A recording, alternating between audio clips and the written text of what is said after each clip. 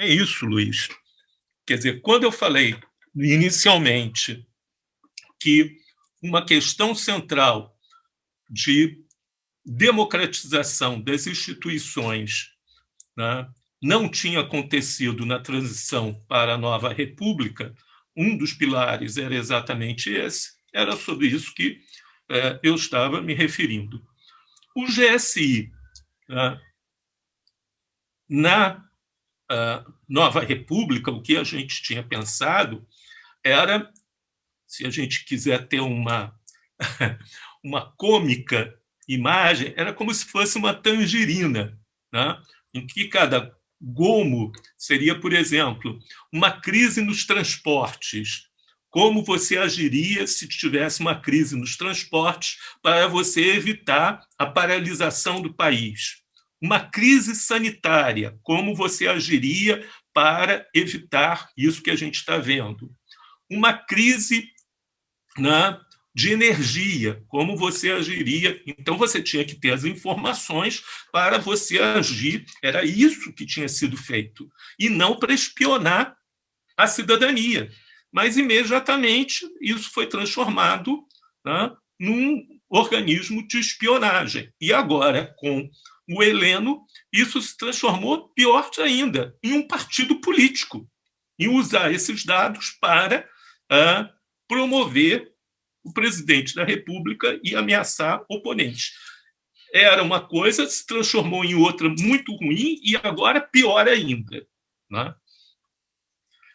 Desde o início, né, nós vimos que os órgãos de espionagem do Exército eram o centro de toda essa espionagem nacional, que eles se reportavam às polícias militares e às outras polícias e organizavam esse sistema de espionagem do país. E percebemos também, se nós conseguíssemos, né, isolar e extinguir esses órgãos de espionagem das Forças Armadas, o sistema cairia como um castelo de cartas. Por isso, não adiantava ficar tratando dos sistemas particulares, dos sistemas setoriais. Era no sistema maior que deveria ser feita a operação de parar de espionar a cidadania. Nós temos a ABIN, que não vale nada, é uma incompetência para qualquer coisa que você queira, né? Para o bem ou para o mal, a ABIN é de uma incompetência generalizada. Nós temos a Polícia Federal, que está sendo cada vez mais partidarizada. E nós temos as Forças Armadas, todos com sistemas de informação. Na verdade, a única que tem legalidade para agir é a Polícia Federal. Exército não pode tomar informações dentro da fronteira do país. O Exército só pode ter informações que sejam para a defesa além da fronteira do país, que represente algum tipo de ameaça para a defesa do país, a Marinha e a Força Aérea. Quer dizer, a Marinha tem que patrulhar se tem alguma ameaça nos mares se aproximando, coisa desse tipo. O Exército, se tem algum exército, essa coisa toda. Mas não a cidadania. As Forças Armadas não podem espionar a cidadania brasileira. Isso não tem o menor sentido. Eles não têm autorização nem autoridade para perseguir, espionar ou criar dossiês sobre a cidadania.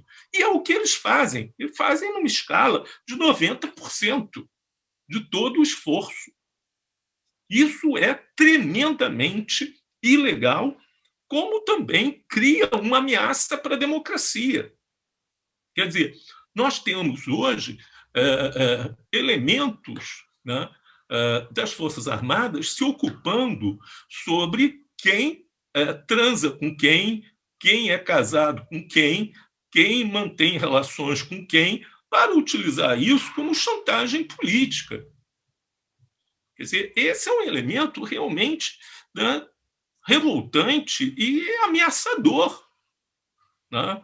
Quer dizer, pode ser que você ou eu não tenhamos o menor problema em que diga com quem eu mantenho ou não mantenho relações sexuais, mas para um senador da República ou para um governador do Estado, isso pode ser, afinal de contas, perigoso. Quer dizer, para mim, não tem nenhum problema, mas para políticos, né, isso pode ser problemático. Né? Então, na verdade, se cria e se gasta dinheiro público com questões que são vergonhosas. Né? A ABIN, a ABIN tem caneta escrita BIM, canetinha escrita BIM, tem chapeuzinho escrita BIM, camiseta escrita BIM. Quer dizer, é algo patético. Né? Um serviço desse tipo, né, parece o vampiro brasileiro. Né? Quer dizer, o cara veste uma camiseta escrita ABIN. Que isso? Né? A Polícia Federal, ela é competente, ela é bastante competente, mas a gente assistiu no governo Bolsonaro uma luta de vida e morte pela politização, pela nomeação dos dirigentes da Polícia Federal. A gente viu isso em nível federal, mas isso está acontecendo no nível mais local da Polícia Federal, e aí a gente não toma conhecimento. Isso é muito grave, isso é muito grave. Né? Quer dizer, esse esforço de transformar a Polícia Federal no único órgão que pode efetivamente, né, ter um serviço, né, de informações sobre cidadãos, porque aí está envolvido narcotráfico, aí está envolvido crimes transfronteiriços, aí está envolvido contrabando, e aí a Polícia Federal, né, quando passa fronteiras, ela tem toda a função de fazer isso. Mas no momento que a gente vê protegidos do presidente sendo nomeados, por que motivo para esses cargos, isso é gravíssimo. Né? A ABIN não tem nenhuma função. A ABIN deveria ser extinta, deveria ser tirada do serviço público, porque não tem menor função numa estrutura democrática. E as Forças Armadas só têm função para ter informações, né, em que se refere à relação Estado-Estado, né, no exterior, né, e não espionar a cidadania. Isso é extremamente grave. Por que serviço de informações da Marinha ou do Exército tem que ter informações sobre o MST? O que tem a ver o Exército com o MST? Isso é muito grave. Isso é muito grave. E, na verdade, é isso que acontece. Minhas questões são duas. A primeira questão é uma coisa que eu li hoje numa entrevista que me desgostou bastante, do Rui Jungmann, acho que foi na Folha, em que ele passava pano direto nos militares, elogiava todos como democráticos, etc. E, a certa altura, Chico, ele diz que a Comissão de Verdade que a Dilma criou incomodou os militares porque ela teria faltado a um compromisso que teria sido feito com os militares. Teria havido um compromisso com os militares que não teria sido cumprido pela Comissão de Verdade ou pela presidente Dilma. Achei isso muito esquisito, muito esquisito.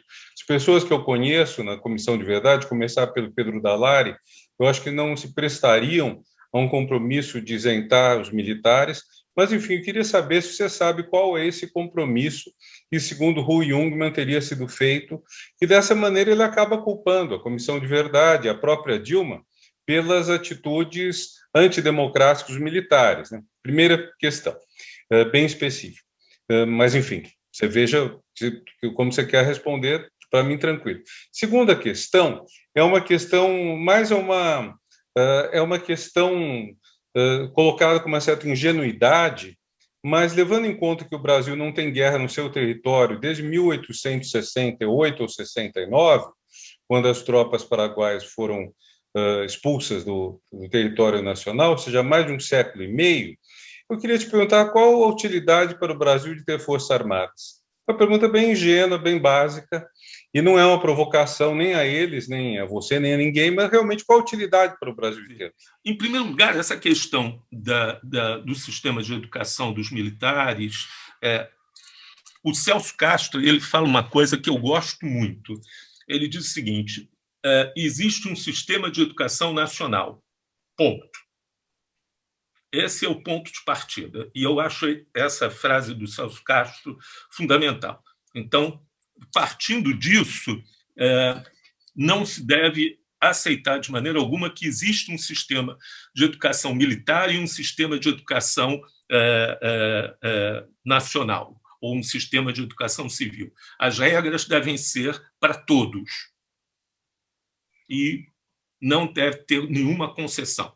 E o Celso me parece que é uma pessoa que conhece profundamente, né, o assunto. Eu seguiria essa questão colocada pelo Celso. Mas aí eu acho também que isso gera problemas enormes.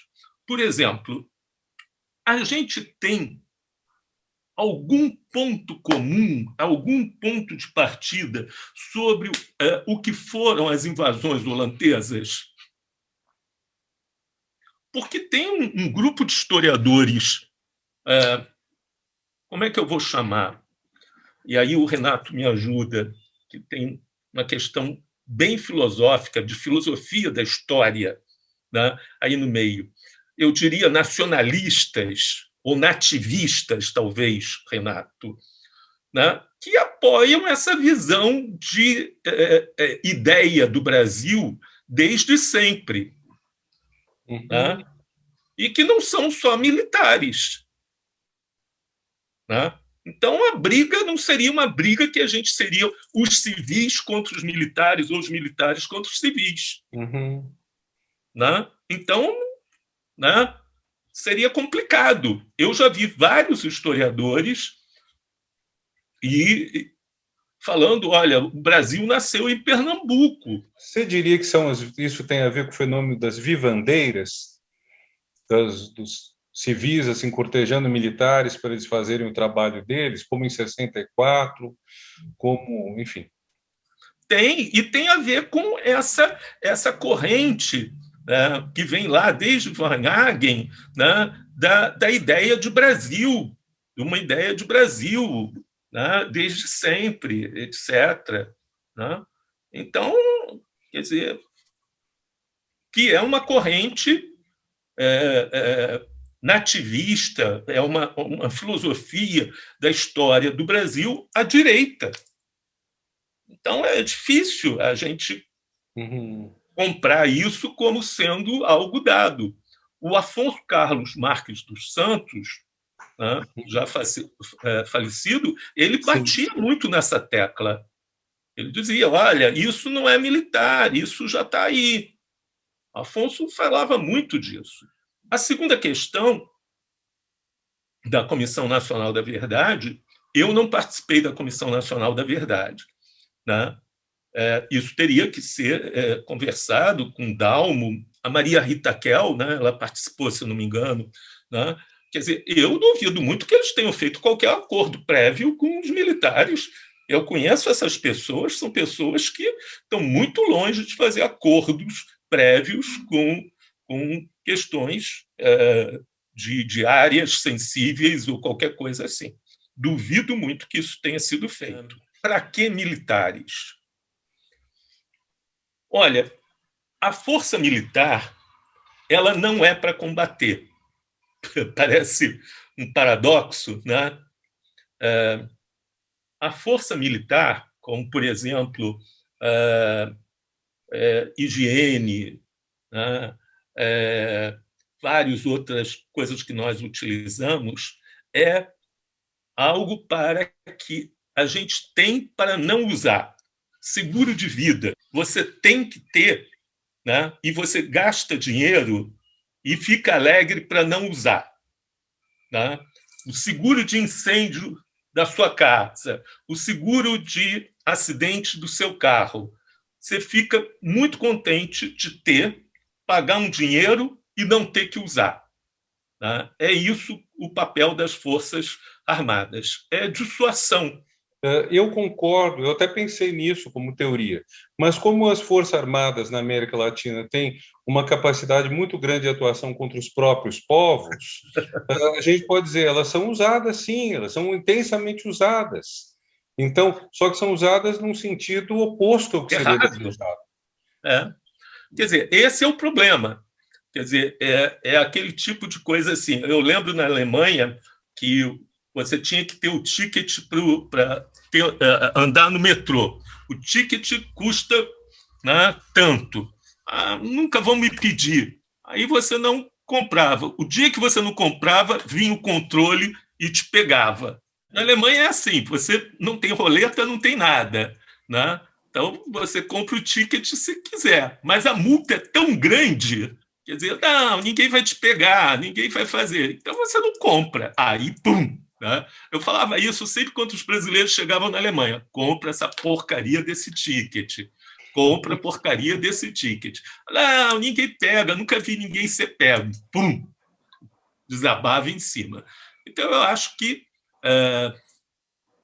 o problema todo não é ter ou não ter, é que eles cumpram a lei. Minha primeira pergunta vai no sentido da última pergunta do Renato. Se é assim, por que serviço militar obrigatório? Uma coisa que me choca no Brasil é que nunca ninguém se candidatou a deputado dizendo eu vou lutar pelo fim do serviço militar obrigatório, que é uma aberração, que é um absurdo. Se você, não, mas as pessoas precisam disso para viver, você tem outros meios para assistir as pessoas. Essas 70 mil pessoas de serviço militar obrigatório são as vítimas da violência, da brutalidade. Eu conheço gente cujos filhos foram fazer exército, é um horror, um negócio, um absurdo. Essa é a primeira pergunta. Se nós não precisaríamos, no âmbito da recuperação democrática do Brasil, fazer uma campanha contra o serviço militar obrigatório para que nós tivéssemos forças armadas realmente profissionais, com inteligência, com informatização, etc. A segunda pergunta é a seguinte: eu fiquei muito curioso em saber, acho que parte do que você disse aqui, você dizia também nos seus cursos. Por mais que você fosse prudente, etc., mas você está numa posição em que, não gostou do que eu falei, não me chama mais. Certo? Você não está lá para fazer média, você está lá para dizer o que você pensa, com cuidado, com prudência, com educação, com respeito, etc. Mas você não vai deixar de dizer o que você pensa. Como as pessoas reagiam quando você falava de mudança no sistema educacional das Forças Armadas, do perigo que esse sistema educacional representa para a democracia? O que os teus alunos falavam? E a terceira pergunta é a seguinte: o Golbery elaborou uma doutrina que é a doutrina da substituição das fronteiras físicas pelas fronteiras ideológicas. Isso foi elaborado pelo Golbery nos anos 50, no início dos anos 50, se eu não estou enganado. Então a ideia de que agora o inimigo é interno faz parte da elaboração das Forças Armadas e me parece que teve um papel muito importante no próprio golpe militar. Ao mesmo tempo, os que deram o golpe em 64 tinham a convicção de que aquilo ia ser provisório, tanto vindo da embaixada americana como dos próprios golpistas. Nós estamos aqui para impedir a República Anarco-Comunista e isso vai durar 2 ou 3 anos. Era a ideia do Castelo Branco, de que ia ser provisório. Minha pergunta é a seguinte: como é que as elites econômicas civis, o Estadão, por exemplo, na época do golpe, assim que se ficou claro que o golpe era permanente, o Estadão começou a se opor à ditadura e foi vítima de censura, etc. E assim uma parte das elites econômicas. Como é que você vê essa atitude das elites brasileiras com relação às Forças Armadas? A questão do serviço militar obrigatório. Eu, particularmente, não conheço ninguém que tenha dito não quero servir e tenha sido engajado aqui no Rio de Janeiro. E conheço muita gente no interior do Brasil que quer muito servir, pede para servir, né? E servir tem sido para, no interior, assim, uma questão muito importante, principalmente porque aprende, tira carteira de motorista, coisas desse tipo de serviços que são oferecidos pelo quartel local.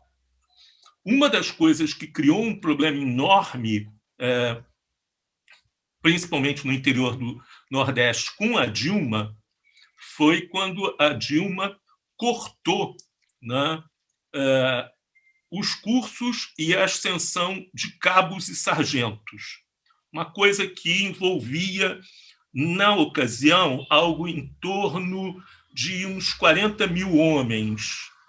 Era uma economia pífia na ocasião. Nós tentamos, eu e várias outras pessoas, tentamos advertir a Dilma para não fazer isso, que ia causar um mal-estar nesses quadros muito subalternos das Forças Armadas. Eu esqueci o nome do ministro da Fazenda ali naquele momento, e eu falei várias vezes com o então ministro da Educação, ele nem quis ouvir.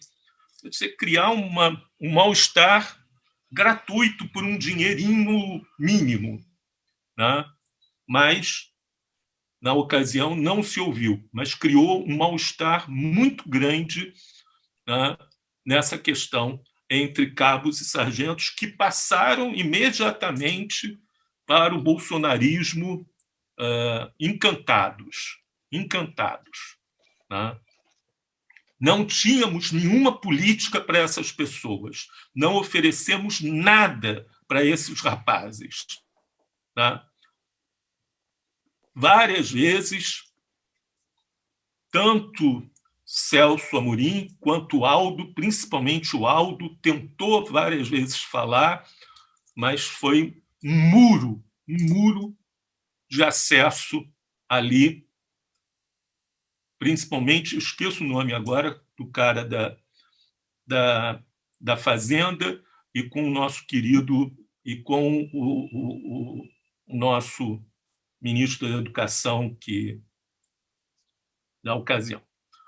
Bom, perdemos muito ali, sem ganhar nada, né, naquele momento. Eu lembro uma viagem que eu fiz para a Paraíba, e as pessoas, os rapazes, pedindo muito, porque eles terminavam o serviço militar e tinham a chance de fazer esse curso e fazer, então, o concurso para cabo. Isso era um dinheirinho de nada, mas eles se engajavam ali como cabo, etc. Eram depois mandados para cidades e quartéis no interior, etc. Era uma chance. E isso foi cortado. Uma vez eu conversando com Celso Amorim, e não tem muito tempo, tem muito tempo, porque foi uma reunião presencial, então foi antes da pandemia. Eu e Celso conversando, eu, Celso e Márcio Postman, a gente conversou isso, que a gente foi muito bem tratado, a gente era muito bem tratado. Eu falei, mano, Celso, você também não tem novidade, você era ministro, né? Então eles tinham que tratar você bem, não tem novidade. Agora, eu nunca fui ministro, e eu conversava e eu discutia com eles. Eu falava, olha, não é por aí, né? A gente discutir. Uma coisa, por exemplo, que eles nunca gostaram foi o Conselho Regional de Defesa. Eles nunca entenderam o Conselho Regional de Defesa, até porque eles são muito americanófilos, e o Conselho Regional de Defesa afastava os Estados Unidos. Qual era a razão do Conselho Regional de Defesa? Isso nunca entrou na cabeça deles, né? Como que isso funcionava? A única discussão séria que eu lembro e que eu tive um enfrentamento foi com um coronel exatamente do Sistema de Informações do Exército, e que ele bateu cabeça e eu bati cabeça. E ele acabou saindo da sala, etc. Eles tinham na cabeça também essa coisa do bolivarianismo. Isso era muito, isso sempre foi muito forte na cabeça deles. E aí era interessante, disse, bom, o que é isso? Me explica. E aí ia. Você via que era meia dúzia de palavras. Agora, recebi muito e-mail ameaçador. Recebi e-mails do tipo: você vai ser o primeiro a morrer, vai receber um tiro de fuzil na testa. Isso vinha muito. A questão do Golbery é interessante. O fato 64 é uma excepcionalidade na história do Brasil. Porque a gente fala, tem a tutela militar. Os militares... É verdade, tem a tutela militar. Mas todas as intervenções foram muito prévias. Foi sempre faz um pronunciamento, faz uma coisa qualquer, tem uma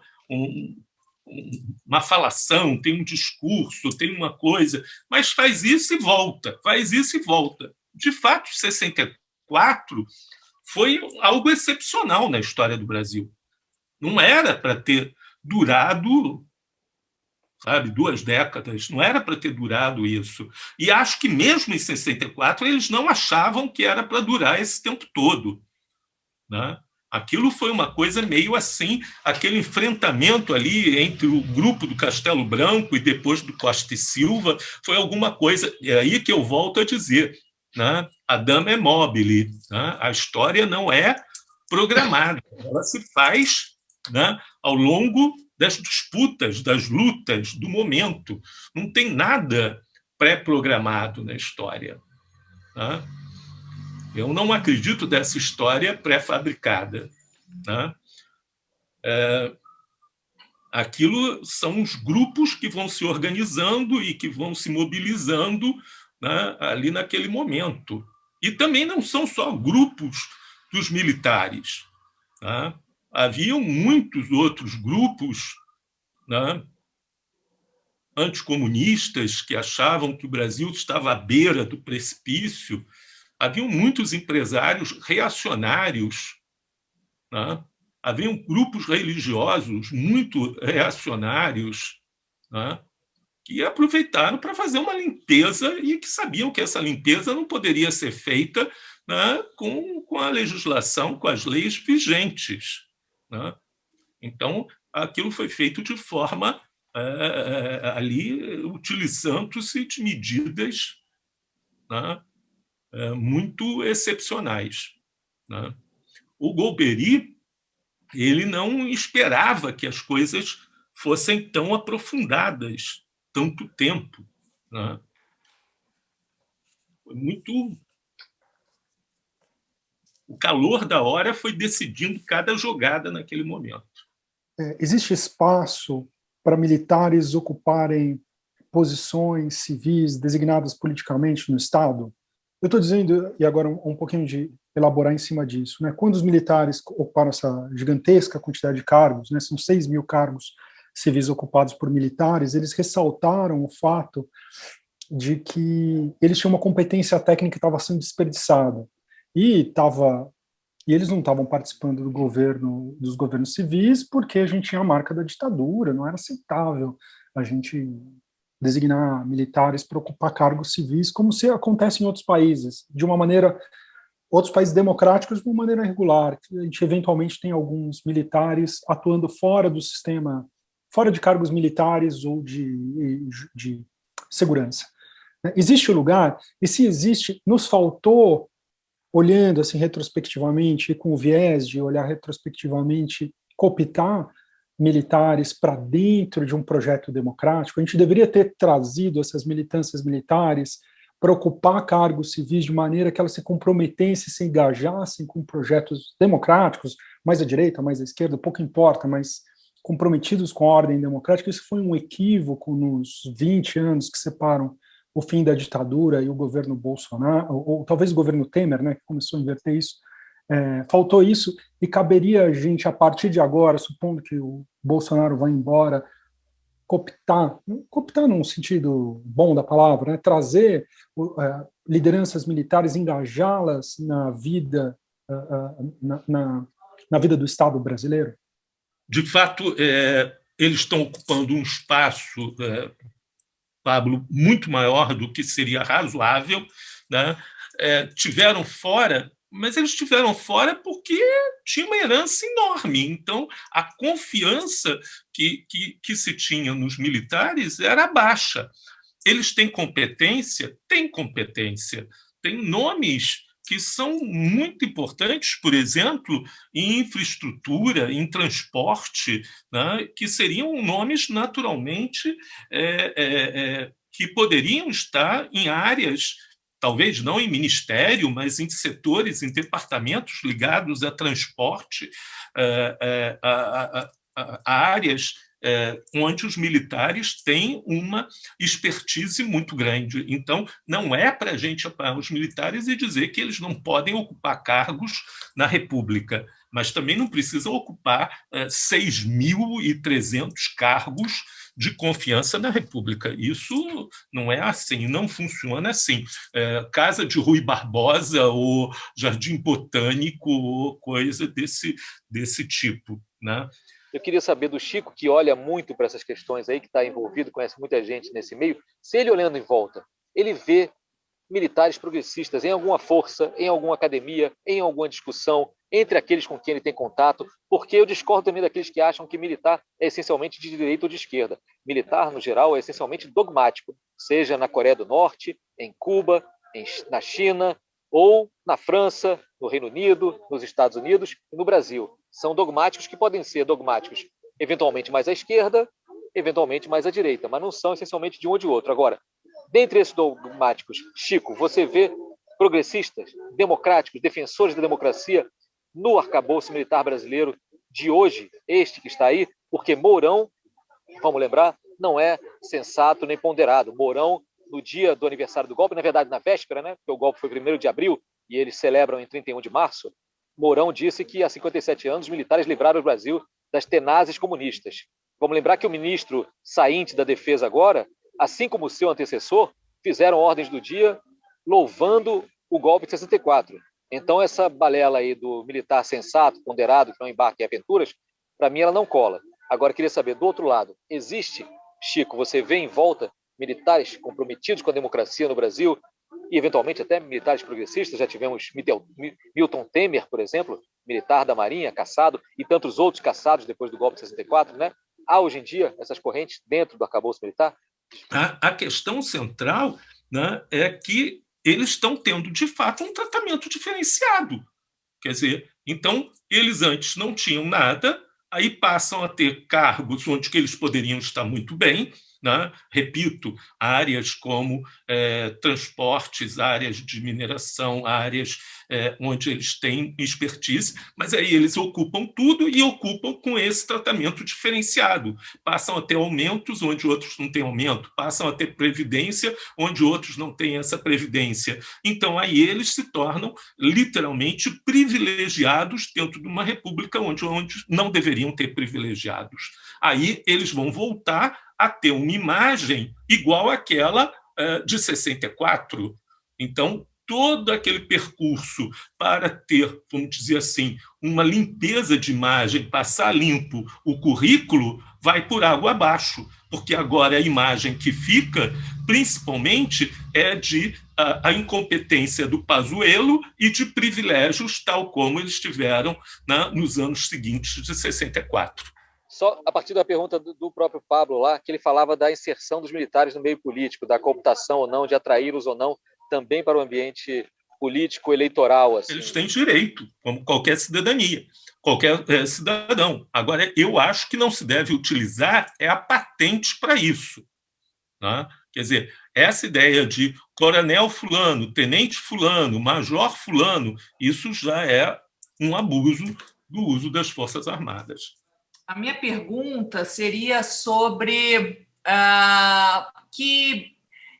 que avaliação você faria sobre os novos comandantes que assumiram agora a gente, enfim, a gente já viu os perfis e tudo, aparentemente não mudaria muito, mas eu gostaria de um olhar seu particular sobre, enfim, já que você os conhece, tem uma posição aí mais insider, eu gostaria de entender o que muda em relação aos comandantes anteriores, se pode haver algum outro tipo, alguma mudança maior aí no cenário, até diante enfim, de tudo que já aconteceu agora recentemente.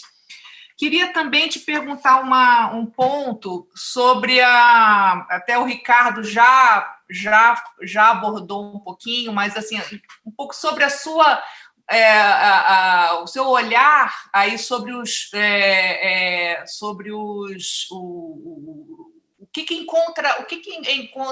você encontrou de eco positivo sobre as suas propostas em relação a esses 3 pontos estruturais que deveriam ser revistos. E, por fim, uma pergunta, um pouco você já falou bastante, mas eu queria voltar nela, que seria assim, por que o improvável aconteceu? Né? Por que eles disseram não, né, supostamente, ao golpismo e tudo? Né? O Marcelo colocou aqui um ponto interessante, que você já falou, mas um pouco, me parece mais complexo, né, esse universo dessa maneira de dizer não para continuar no poder. Queria um pouco mais ouvir você sobre isso.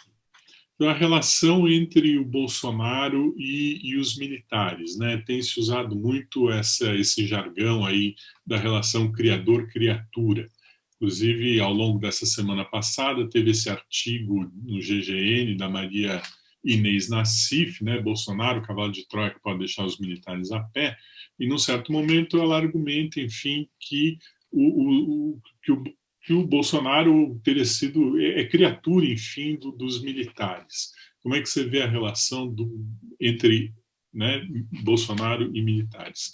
A outra pergunta tem que ver também, enfim, com o fato de que na semana passada, na esteira aí de tantas declarações militares de um lado e de outro, surgiu ali uma turma de militares dizendo não, nós somos a favor da terceira via, e eles opinando politicamente o que é bom, o que não é bom. Bolsonaro não está muito bom, estamos desiludidos, mas Lula também não pode ser, tem que ser terceira via. É um negócio já completamente absurdo, porque eles dizendo o que eles acham que pode e o que não pode. Agora, você abriu a sua fala justamente dizendo que o Lula tinha dado refresco e boas condições materiais, e que tratava bem, e que era todo, não tinha um tratamento diferenciado. Bom, com relação a Dilma, você levantou, acho que de maneira extremamente acertada, a misoginia, não é? Se o machismo, a falocracia é imperante dentro do Exército. Mas com relação ao Lula, qual é o universo simbólico que faz com que os militares que foram bem tratados pelo governo Lula, aliás, muito bem tratados, né? Não teve nem a Comissão da Verdade, etc. Por que o Lula é inadmissível? Medo do comunismo, os caras. Qual é o problema simbólico que tem ali? Os novos comandantes, o da Aeronáutica eu não conheço. A Aeronáutica fez uma coisa interessantíssima. Ela extinguiu a Escola Superior de Oficiais dela, né? Enquanto existe a EGN, né, e existe a ECEM, a escola correspondente da Aeronáutica foi extinta, né, no começo dos anos 2000. E eu não tive nenhum contato com eles, sei do horror que eles têm a Dilma, tiveram sempre uma posição muito reacionária e eu nunca tive contato com eles. Então, eu não sei, não conheço nenhum deles. Tenho uma relação de conhecimento e de contato muito intenso com o Almirante Garnier, tive algum contato com o general Paulo Sérgio, né? Olha, o general Paulo Sérgio foi um desafeto do Bolsonaro desde sempre. O almirante Garnier é uma figura muito querida na Marinha, uma figura que pacificou, de certa forma, a Marinha ficou muito irritada, muito contrária à forma com que as coisas aconteceram, e o Garnier é uma figura técnica, de um lado, mas é uma figura de grande autoridade dentro da Marinha, né, Gisele? E tem um conhecimento, um relacionamento muito forte ali, e veio para poder colocar a força novamente em ordem nesse sentido. Eu diria que as três forças, mais a Marinha e o Exército, sofreram um trauma com o que aconteceu. E esse trauma não vai ser apagado tão rapidamente, né? Se eles tinham uma relação Frankenstein o doutor e o monstro, né? A relação continuou. Eu não acredito nisso. Eu não acho que Bolsonaro é uma criação das Forças Armadas. Bolsonaro é uma criação uma parcela da população brasileira, a expressão de uma parcela da população brasileira radicalizada e montada a partir de um sentimento muito próximo do fascismo. Bolsonaro é uma expressão do fascismo brasileiro. E, num determinado momento, as Forças Armadas se viram, olha, é isso que a gente tem, é isso, ou o bolivarianismo, o petismo, etc., e embarcaram nessa questão, né, do Bolsonaro. Mas não é uma criação das Forças Armadas. Pensar isso é reduzir a questão, inclusive tirar o conteúdo social, o conteúdo, né, de classe, o conteúdo de análise social da questão Bolsonaro. Acho que empobrece muito a questão. Das propostas que nós discutíamos e colocávamos em pauta, não só eu, mas participou dos cursos da ESEMI o professor Paulo Vicentini. Né? O Paulo teve uma atuação muito importante nesses cursos, continua tendo uma participação lá muito intensa. O Paulo também foi parte e ainda é orientador de teses lá na ESEMI. Quem mais? E o Luiz Fernandes. Os três lá eram eu, Paulo Vicentini e Luiz Fernandes. Talvez dos três eu tenha sido mais que tenha tido uma vivência mais estreita e mais contínua ali junto à EGN. O Paulo nunca teve na EGN e o Luiz Fernandes nunca teve na EGN, nem tiveram no GSI. Né? Só eu tive essa coisa. O Paulo Vicentini e o Luiz Fernandes tiveram na ESEMI também. Né? Acho que, de certa forma, nós tivemos alguma relevância na formação dessas pessoas que estão ali. Né? Continuamos a conversar, né? Continuamos a ter um diálogo com eles. Acho que a questão do projeto de nação, o projeto de futuro de nação, é um ponto que nos une muito e que há algum respeito mútuo em relação a isso. E a questão de colocar de que se destruiu esse projeto de nação. Acho que eles não perceberam isso de imediato, né? E agora essa percepção é muito clara nesse sentido. Né? Por que o Lula é um perigo? Eu verdadeiramente não consigo entender isso. O Lula não é uma liderança radical, o Lula não é uma liderança que se aproxime, por exemplo, de Evo Morales, de Chaves, etc. É o efeito de uma ideologia reacionária muito forte nesse sentido. É difícil de explicar, né?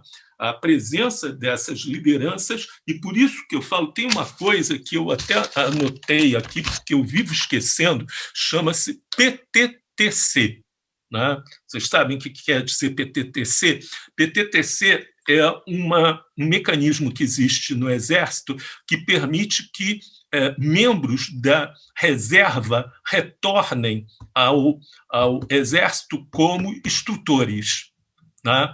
É uma forma de ensino onde os caras da reserva voltam ganhando 2/3 do salário a mais para dar aula a tenentes, capitães, etc., aos iniciantes da carreira.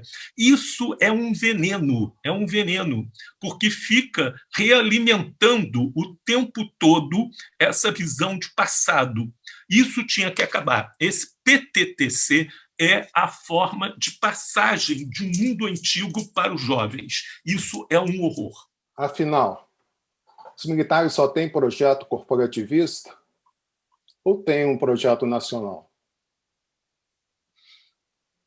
Como os militares da ativa reagiram e estão reagiram à submissão do presidente do país ao Trump? E como eles estão reagindo aos colegas de farda que foram para o governo? Eles criticam esse oportunismo carreirista?